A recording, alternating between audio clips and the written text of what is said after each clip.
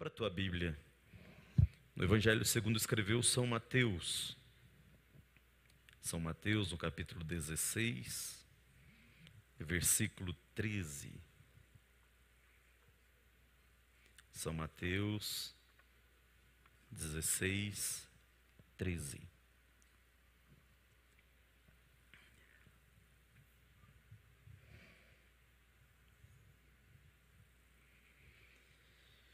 São Mateus 16, 13 diz assim: E chegando Jesus às partes de Cesareia de Filipe, interrogou os seus discípulos, dizendo: Quem dizem os homens ser o Filho do Homem? E eles disseram, uns João Batista, outros Elias, e outros Jeremias, ou um dos profetas. Disse-lhes ele: E vós, quem dizeis que eu sou? E Simão Pedro respondendo disse: Tu és o Cristo, o Filho do Deus vivo. E Jesus respondendo disse-lhe: Bem-aventurado és tu, Simão Barjonas, porque não foi carne e sangue quem tu revelou, mas meu Pai que está nos céus. Eu estava na noite passada preparando-me para esse momento e olhando para esse texto e sendo ministrado pelo Espírito Santo de Deus nesse texto. Algumas coisas neste texto me chamam a atenção. A primeira delas, e eu disse aqui pela manhã, é que há neste texto parentético, nesse espaço bíblico, uma discussão teológica que se prolonga há séculos, porque logo na sequência daquilo que lemos, o Senhor Jesus diz: Pedro, tu és pedra, e sobre esta pedra edificarei a minha igreja. Há teologias que, lendo esse texto, dizem ser Pedro a pedra fundamental da igreja. Mas quando perquirimos, quando pesquisamos mais profundamente o texto, vamos olhar nos originais, nós vamos ver que Cristo usou duas palavras distintas. Ele disse Petro, Petrus est. Ele usou a palavra Petro. Pedro, tu és Petro. E depois ele diz: Sobre esta pedra edificarei a minha igreja. Petrus é uma lasca de pedra. Petrus é um pedaço de pedra. Petrus é um bloco de pedra. Petra é a pedra inamovível. Petra é a grande pedra da qual se originam todas as demais Petros. Então o que Cristo está dizendo é: Pedro, tu és uma lasca de pedra, mas é sobre a pedra inamovível, aquela que o apóstolo Paulo diz que é o próprio Senhor Jesus Cristo, a pedra angular, a pedra de esquina, a Petra. Sobre esta Petra edificarei a minha igreja, e as portas do inferno não prevalecerão contra ela. Uma segunda coisa que me chama a atenção nesse texto é que este período começa dizendo que Jesus chegou às partes de Cesareia. E talvez quando nós lemos esse texto sem uma grande preocupação, apenas passando os olhos por cima, talvez nós até nos questionemos qual a razão, qual a necessidade de citar Cesareia de Filipe, porque nós estamos aqui no Brasil, a tantos mil quilômetros dessa terra, e a esmagadora maioria de nós não estudou a geografia daquela terra, da Galileia, e muito menos conhece. Então parece algo meio sem sentido, sem propósito, que apareça na Bíblia que Jesus chegou nas partes de Cesareia de Filipe. E normalmente nós, quando vemos essas citações, passamos por elas.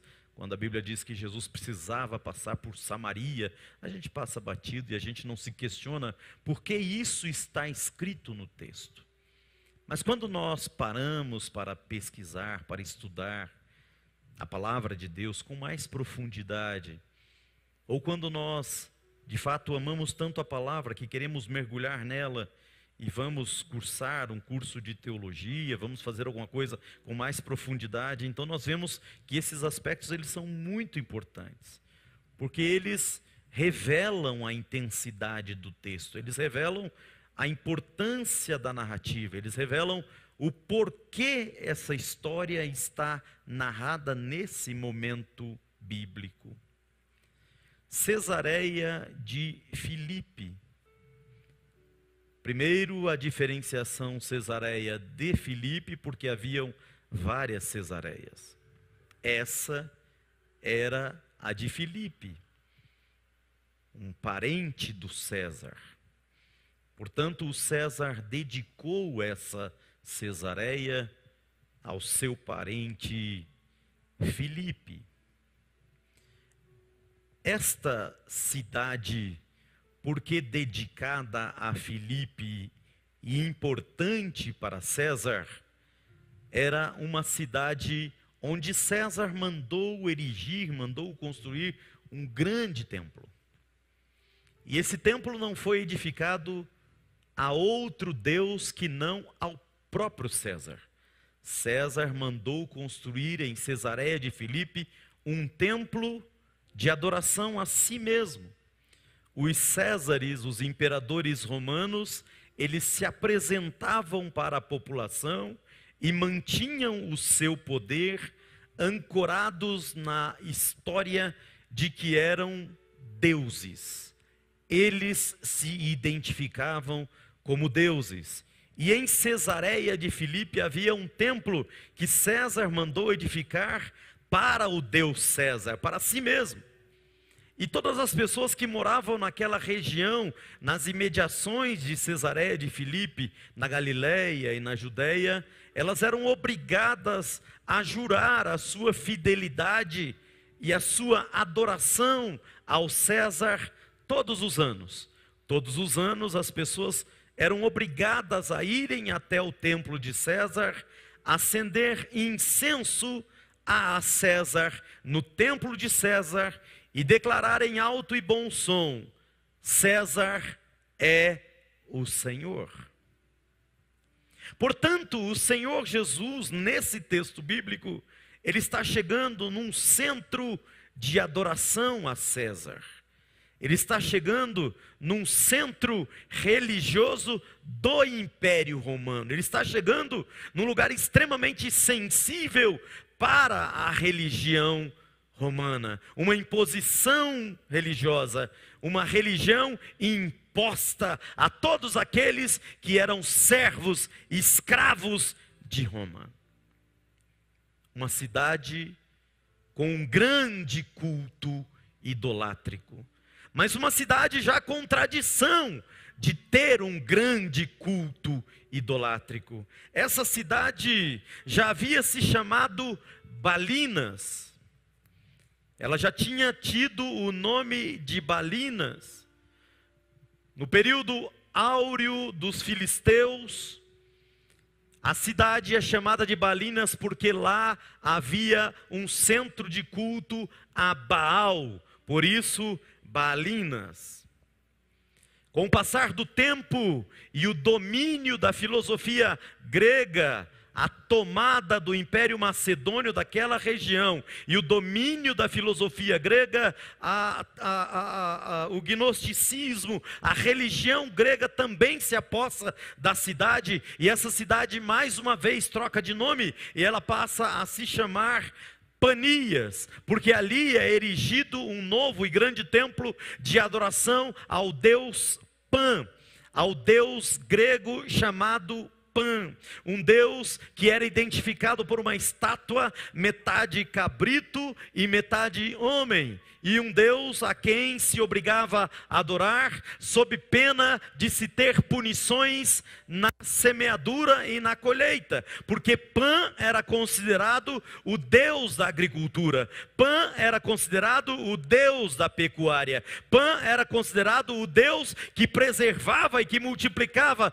os rebanhos e a colheita.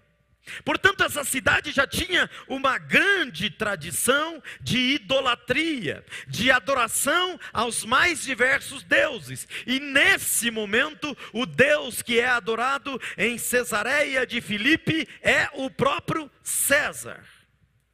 E quando chega nessas redondezas, nessa cidade, Jesus interroga os seus discípulos.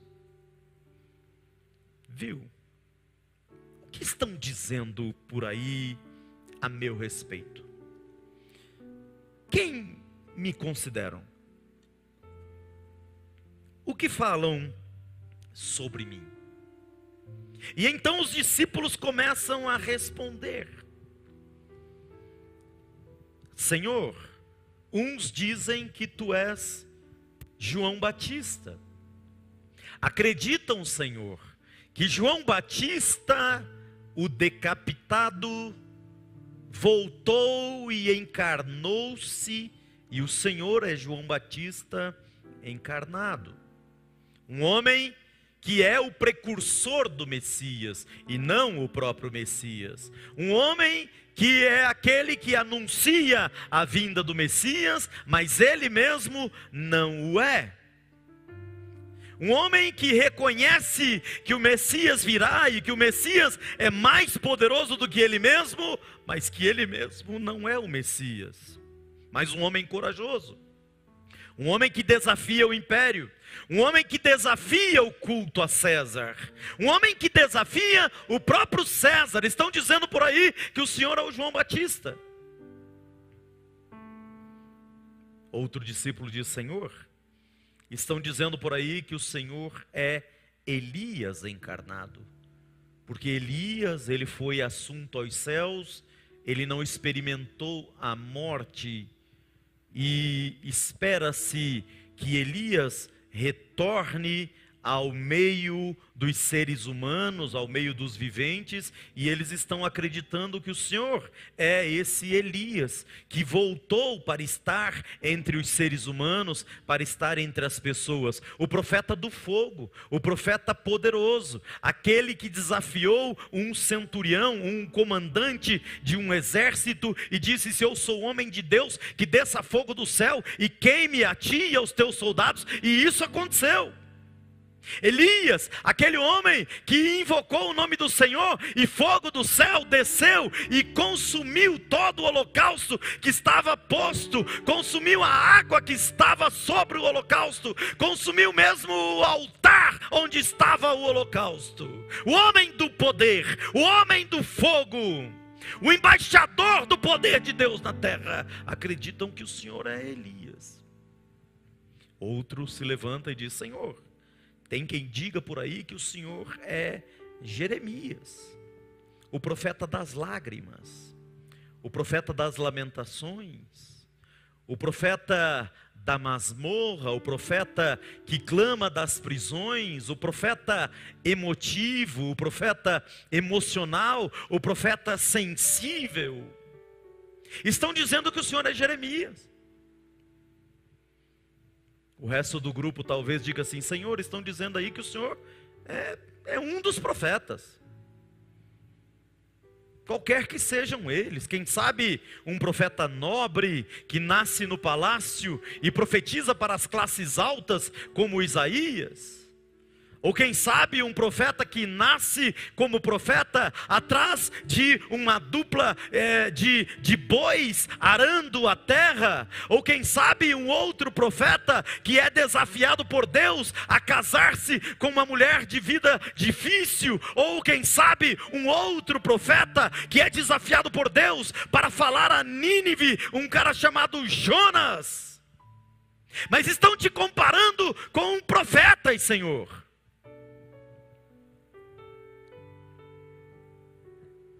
Por mais lisonjeiros que fossem essas comparações, mas nenhuma delas satisfaz ao Senhor. Então o Senhor diz: esses conceitos a meu respeito são conceitos de pessoas que não me conhecem, que não convivem comigo, que não moram comigo, que não se assentam à minha mesa, que não partilham da intimidade comigo. É natural que pessoas que não me conheçam tenham um conceito errado sobre mim. Como é natural que pessoas que não conhecem pessoas tenham conceitos errados sobre pessoas. Nós mesmos, ao longo da vida, quantas vezes nos deparamos com essa verdade? Olhamos para uma pessoa, formamos um conceito primário sobre essa pessoa, e quando nós a conhecemos, nós descobrimos que estávamos completamente errados. Às vezes nos decepcionamos, às vezes nos alegramos, às vezes olhamos para alguém e falamos: fulano é muito exibido, é muito metido. Quando conhecemos, sabemos que é uma pessoa de uma humildade meridiana. Às vezes olhamos para alguém e falamos: olha, fulano é alguém que não dá bola para ninguém, é alguém que é meio alheio. Quando você chega próximo, você descobre uma pessoa sensível. E é assim, quando a gente não conhece pessoas, a gente forma conceitos errados sobre as pessoas. E o Senhor Jesus diz: mas vocês me conhecem. Vocês comem comigo, vocês caminham comigo, vocês dormem nos mesmos lugares onde eu durmo, vocês passam as dificuldades juntamente comigo. O que vocês dizem que eu sou? Quem eu sou para vocês? E o apóstolo Pedro, tomado de uma ousadia que só pode ser uma ousadia espiritual, o apóstolo Pedro diz: Senhor, Tu és o Cristo, Tu és o ungido, Tu és o Cristo, o Filho do Deus vivo. E me chama a atenção que o Senhor Jesus aproveita este momento, como Ele aproveita sempre todos os momentos, para dar uma aula de teologia. E Ele diz assim: bem-aventurado és tu, Simão, porque você não aprendeu isso pela carne, e você não aprendeu isso pelo sangue, você não aprendeu isso pelo teu próprio intelecto, você não aprendeu isso pelas tuas emoções, você não aprendeu isso pelas tuas capacidades humanas, você não aprendeu isso pela tua sensibilidade humana. Pedro, você é um bem-aventurado, porque você abriu oportunidade na tua vida para o Espírito do meu Pai, o Espírito de Deus, ministrar sobre você. E você teve a oportunidade e aproveitou a oportunidade de aprender sobre mim diretamente com o meu Pai. Bem-aventurado és tu, Simão Bar-Jonas, porque quem te revelou foi o meu Pai. E essas coisas me chamam a atenção, essas coisas me enchem o coração de júbilo, essas coisas me fazem navegar na palavra de Deus e na profundidade da palavra de Deus. Eu comecei a perguntar sobre quais os conceitos que existem a respeito de Jesus. E o lugar maior, o lugar mais nobre para nos revelar conceitos a respeito de Jesus é a Bíblia Sagrada. Eu encontrei vários conceitos. Eu encontrei João Batista falando sobre Jesus, e quando João Batista fala sobre Jesus, ele fala: Jesus é aquele que é maior do que eu. Eu batizo com água, mas ele vos batizará com o Espírito Santo e com fogo.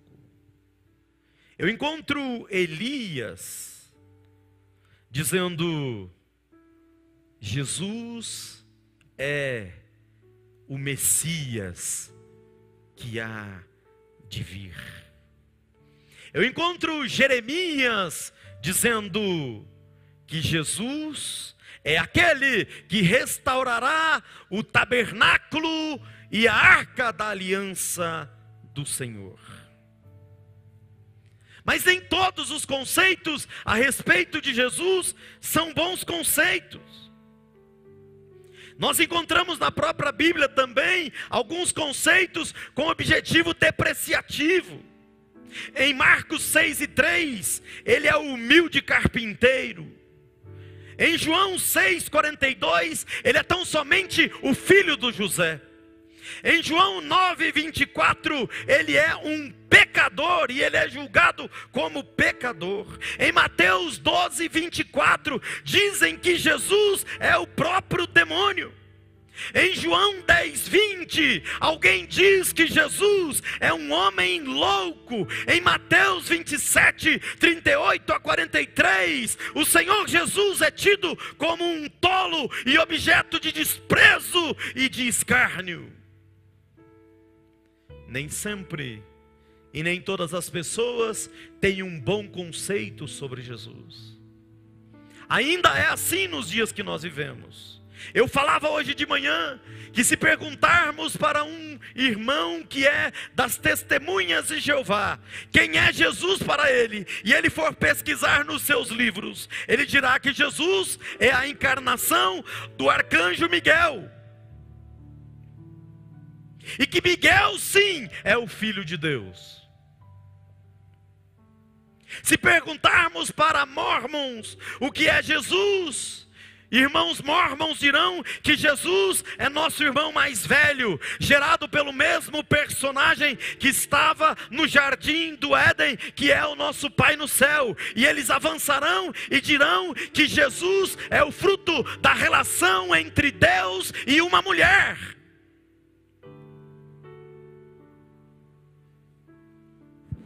Se perguntarmos para islamitas, muçulmanos, o que é Jesus, eles dirão que Jesus é tão somente um profeta, não maior jamais do que Maomé. Se perguntarmos para um hindu quem é Jesus, eles dirão: Jesus é Deus, assim como milhares de deuses existem na terra. Se perguntarmos a própria Talmud judaica, nós teremos choques terríveis a respeito de quem é Jesus. Porque os próprios judeus, na sua Talmud, nos seus escritos, não têm um bom conceito sobre Jesus.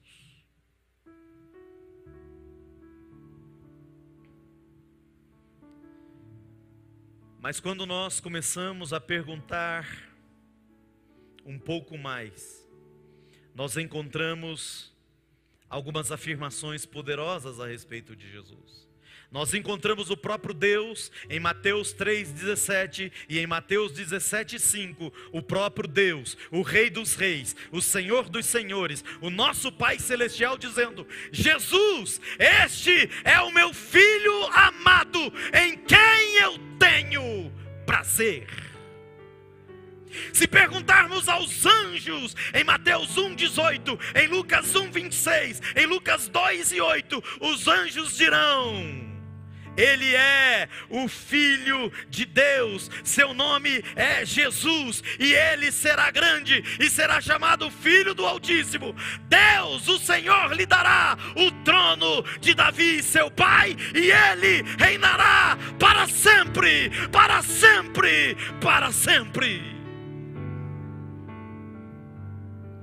Se perguntarmos mesmo a demônios, em Mateus 8,29, em Lucas 4,41, os demônios dirão: você é muito poderoso, nós não temos nada contigo, deixe-nos em paz, nós não podemos com você. Em Tiago 2:19, Tiago diz que os demônios creem que ele é o Filho de Deus, e creem de um modo tal que estremecem. Mesmo os demônios têm um conceito muito forte e muito poderoso sobre Jesus. Quando eu olho para o próprio Senhor Jesus, e eu não quero me estender em palavras esta noite, o próprio Senhor Jesus dá algumas definições a respeito de si mesmo.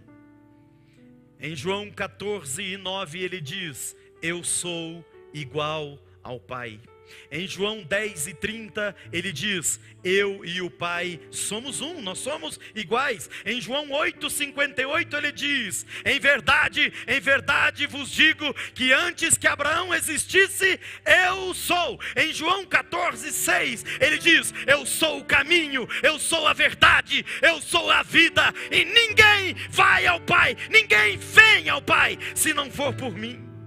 Em João 6:35, o próprio Senhor Jesus diz: eu sou o pão da vida. Em João 8:12 ele diz: eu sou a luz do mundo. Em João 10:9 ele diz: eu sou a porta, quem passar por mim salvar-se-á, encontrará pastagem. Em João 10:11 ele diz: eu sou o bom pastor. Em João 10:36 ele diz: eu sou o Filho de Deus. Em João 11:25 ele diz: eu sou a ressurreição e a vida.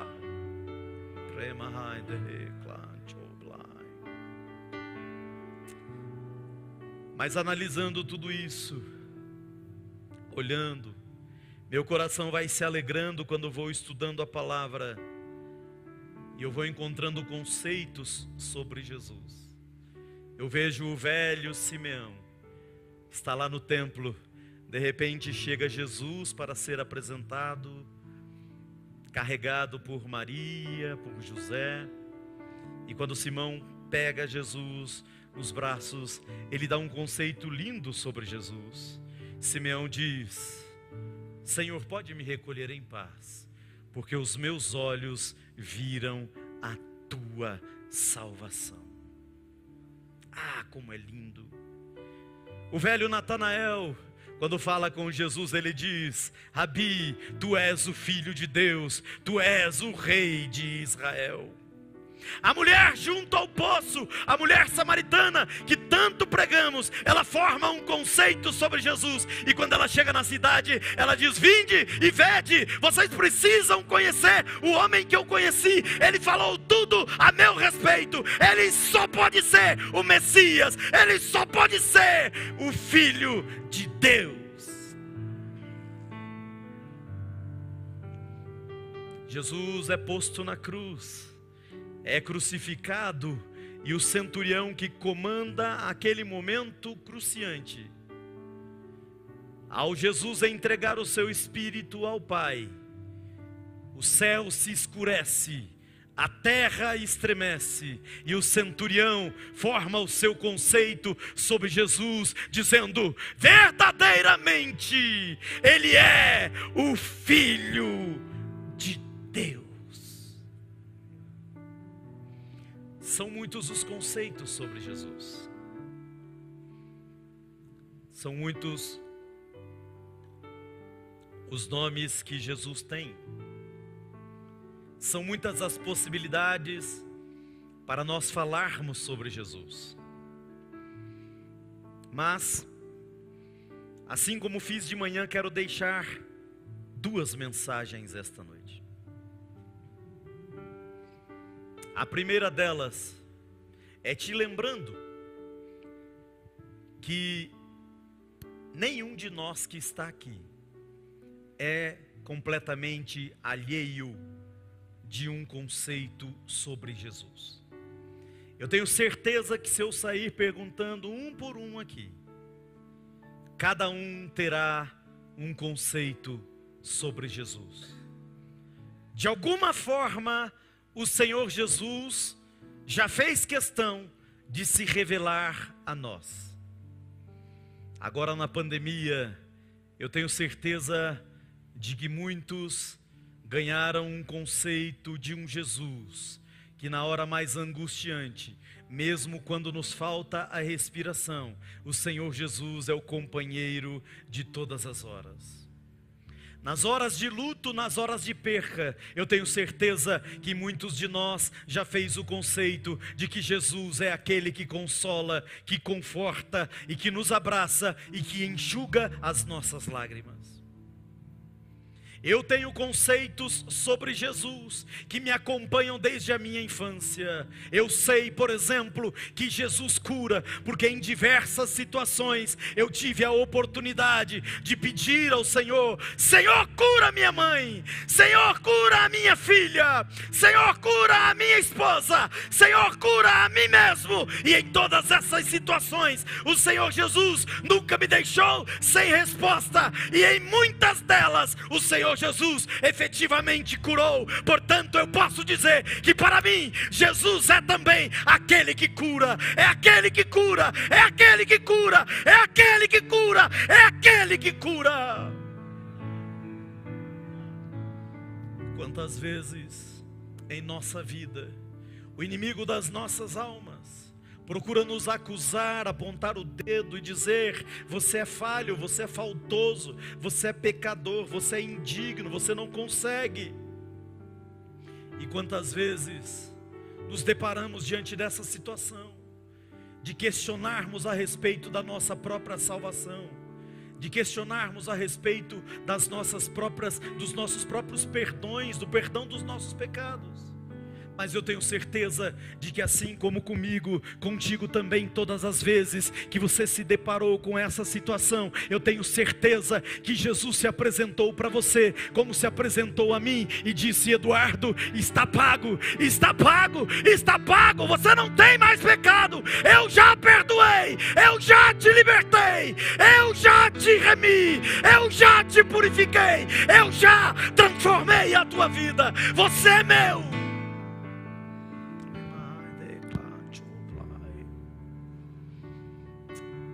Eu tenho certeza que na tua vida também muitas vezes deve ter se apresentado momentos onde você se questionava a respeito da tua própria chamada ministerial, através de lutas e angústias e dúvidas. Muitas vezes você mesmo se questionou a respeito do ministério de Deus na tua vida.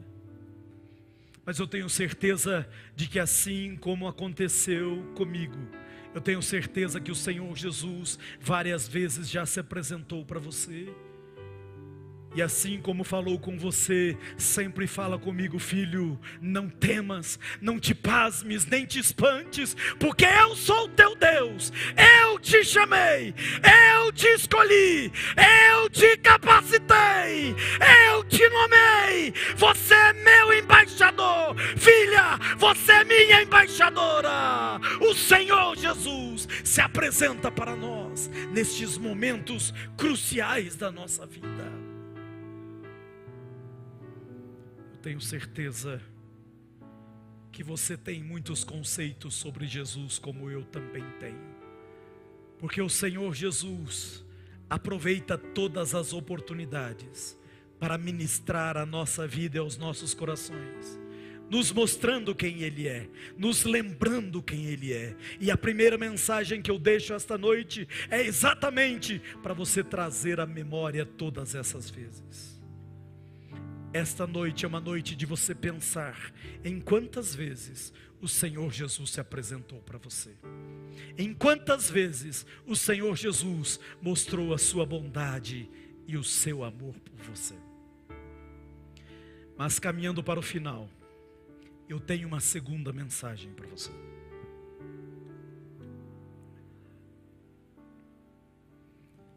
Eu acho muito lindo quando Jesus diz: Simão, você é um bem-aventurado, Simão, porque você abriu o teu coração e você abriu a oportunidade para que o Pai te revelasse quem eu sou. Isso aqui é a segunda mensagem que eu quero te entregar, porque nessa noite o Senhor falava comigo quando eu preparava essa mensagem.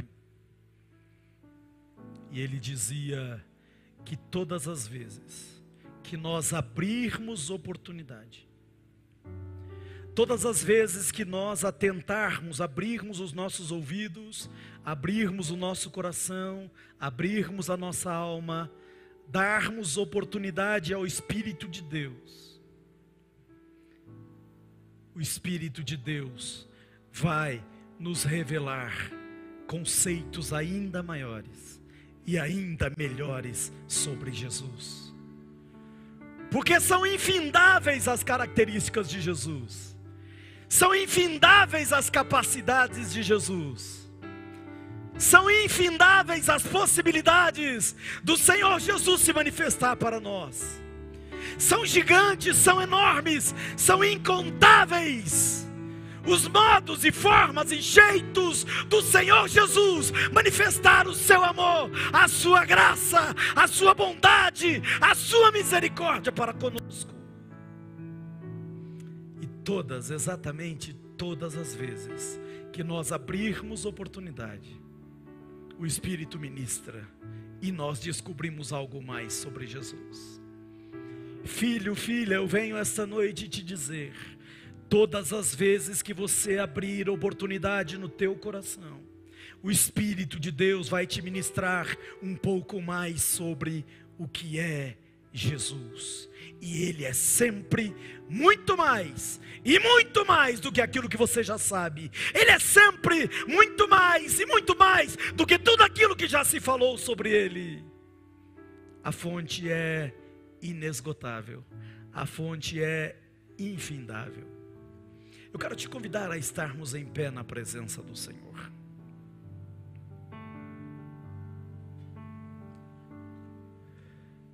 A primeira mensagem é: lembre-se. Lembre-se de todos os conceitos que você tem sobre Jesus, porque eles foram forjados no dia da tua necessidade. Eles foram forjados no dia das tuas angústias. Eles foram forjados no dia dos teus questionamentos. Você chegou até aqui porque o Senhor te sustentou. Lembre-se disso. Não se esqueça disso. Mas a segunda mensagem é: o Senhor Jesus tem mais para te revelar. Há muito mais a respeito de Jesus para se revelar para você. E eu não sei qual é a tua oração, eu não sei qual é o teu pedido, eu não sei qual é o teu clamor, mas eu sei que Jesus está disposto a revelar-se a você, exatamente na medida do teu clamor, exatamente na medida do teu pedido. E eu falava hoje de manhã que Jesus Cristo disse: eu e o Pai somos um. E é muito lindo quando Ele fala isso, porque quando Jesus diz eu e o Pai somos um, Ele está dizendo para mim que tudo aquilo que o Pai falou, Ele está falando também. E então eu pego Jeremias 33:3, onde o Pai diz: clama a mim. E eu ouço Jesus dizendo: clama a mim também. E o Pai diz em Jeremias 33:3, eu responder-te-ei. E eu ouço Jesus dizendo: Eduardo, clama a mim e eu vou responder para você também. Mas o que é lindo é que o Pai diz em Jeremias 33:3, clama a mim, responder-te-ei e anunciar-te-ei coisas grandes e firmes, que você não questionou, que você não perguntou, que você nem sabe que existe, mas você abriu o teu coração, eu vou te revelar, diz o Pai. E então eu ouço Jesus dizendo: eu e o Pai somos um, clama a mim e eu vou te responder. Eu vou te anunciar coisas grandes e firmes que você nem sabe. Eu sou maior do que todos os conceitos que você tem a meu respeito. Eu sou melhor do que todos os conceitos que você tenha a meu respeito. Eu posso fazer muito mais do que tudo aquilo que você imagina que eu possa fazer. Esta é a mensagem do Senhor Jesus para as nossas vidas esta noite. Eu não quero encerrar este momento sem orar por você, sem interceder por você, sem clamar por você. Eu não sei qual é a tua oração, eu não sei qual é o teu pedido, eu não sei qual é a tua hora, o teu momento, a tua dor, a tua angústia, eu não sei qual é a tua dúvida, eu não sei qual é o teu plano, eu não sei, eu não posso saber tudo a teu respeito, mas eu posso orar por você, e eu posso te garantir, porque isso eu garanto na autoridade do Senhor, que eu vou orar por você, nós vamos clamar por você. Você vai orar comigo e o Senhor vai responder. O Senhor vai se mostrar para você. O Senhor vai se revelar para ti. O Senhor vai revelar algo mais a respeito dele mesmo. E Ele vai além. Ele vai além daquilo que você perguntar. Ele vai além daquilo que você pedir, porque Ele é maior. Porque Ele é Deus de abundância. Porque Ele é Deus infinito, infindável. Ele é eterno. Ele é grandioso. Ele é excelso. Ele é o Todo-Poderoso, Ele é o nosso Senhor. Eu quero orar por você, mas você vai ter que fazer um ato de coragem. Eu quero te desafiar, você que está aqui essa noite, a sair do teu lugar e vir à frente do altar. Eu não sei qual foi o teu pedido e não sei qual é o teu pedido. Eu não sei qual é a tua oração, mas eu sei qual é o meu Deus.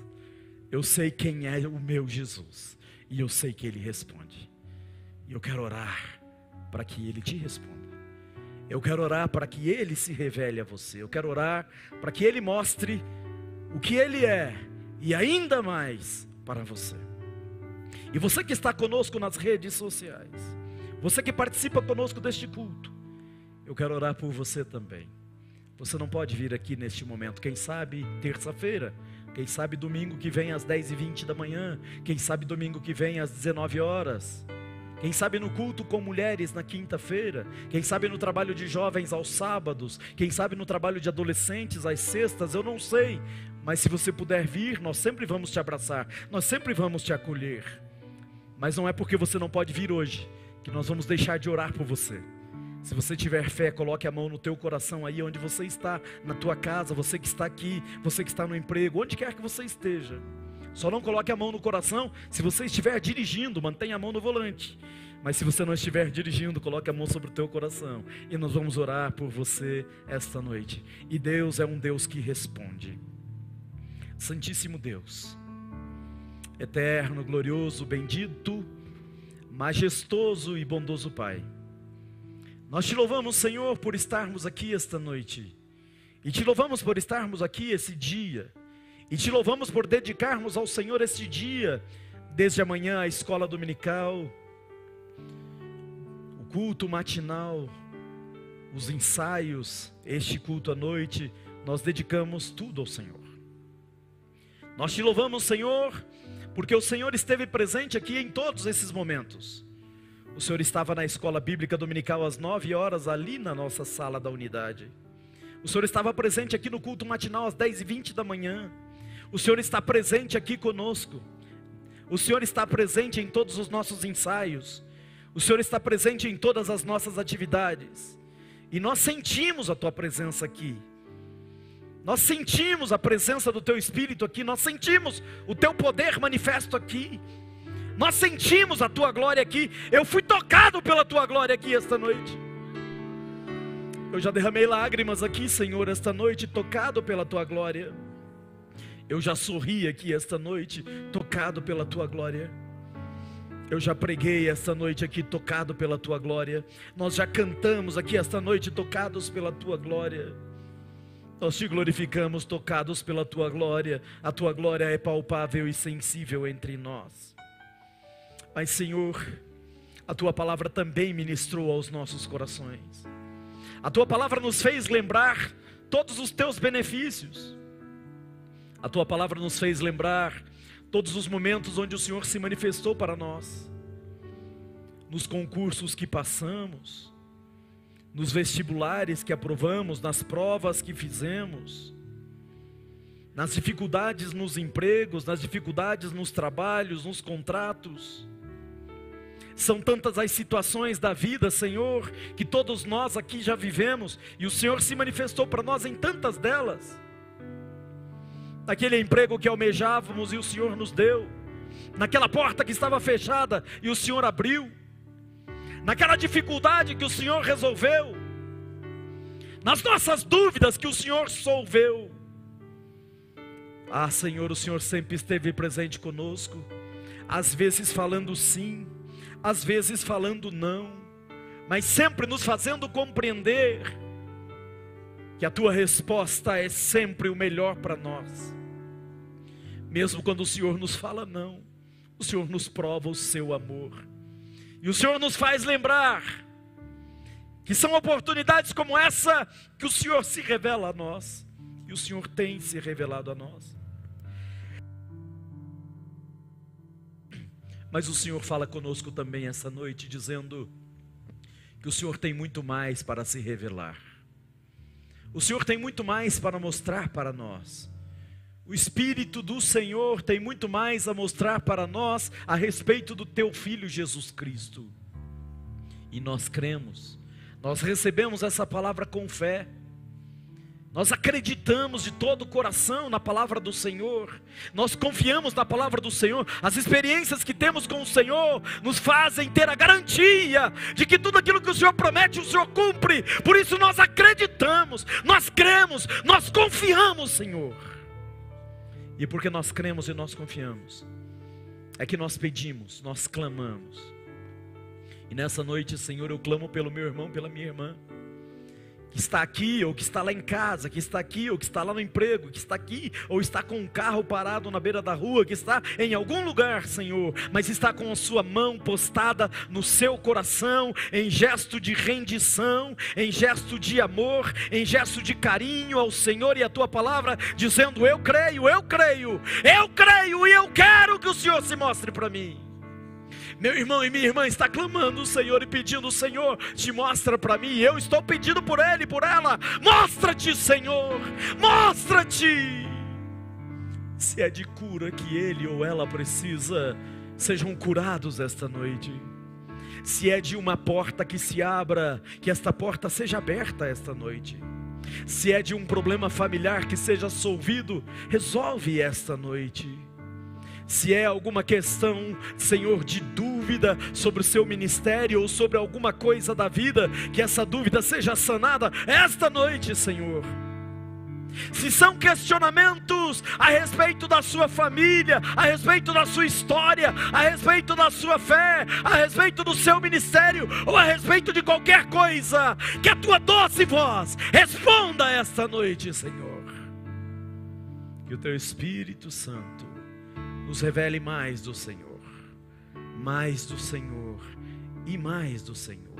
E eu sei que sempre haverá mais, porque o Senhor é sempre maior, e o Senhor é sempre Deus de abundância, Deus de abundante graça, Deus de abundante favor. Por tudo isso, Senhor, que o Senhor recebeu de nós, e eu sei que o Senhor ouviu, e eu sei que o Senhor já atendeu. Por tudo isso eu te dou graças, te dou louvor e te dou agradecimento. Eu te agradeço, Senhor. Eu te agradeço em nome de Jesus. Amém? Você que recebe esta palavra, você pode aplaudir ao Senhor.